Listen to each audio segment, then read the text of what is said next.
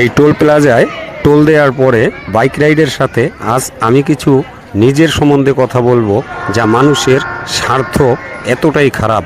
মিলিয়ে নেবেন কারোর সাথে এরকম স্বার্থপরতা হয়েছে কিনা।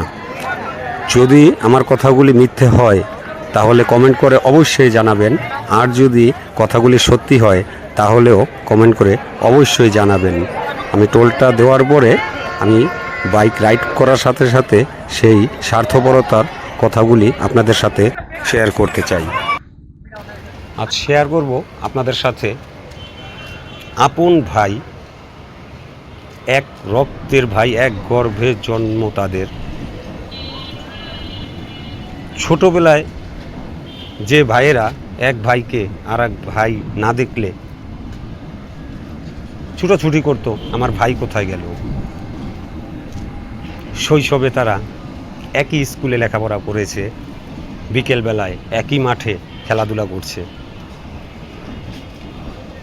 একই পুকুরে লাফ ঝাঁপ দিয়ে তারা গোসল করছে, একই প্লেটে খাওয়া দাওয়া করত। কিন্তু হঠাৎ করে কি হয়ে গেল, হঠাৎ তাদের অমিল। কি ব্যাপার? হতভম্ব। এই অমিলটা কি নিয়ে জানেন? এক টুকরো জমি নিয়ে, একটুখানি মাটি নিয়ে। তারা সব কিছু ভুলে গেছে যে এই মাটিতেই তাদের চিরতরে মিশে যেতে হবে। এই মাটি নিয়ে ভাইয়ের সাথে ভাই দ্বন্দ্ব। এই ভাই যে কত আপন এই পৃথিবীতে, আমি তো বলবো যে ভাইয়ের চেয়ে আপন আর কিছু নেই।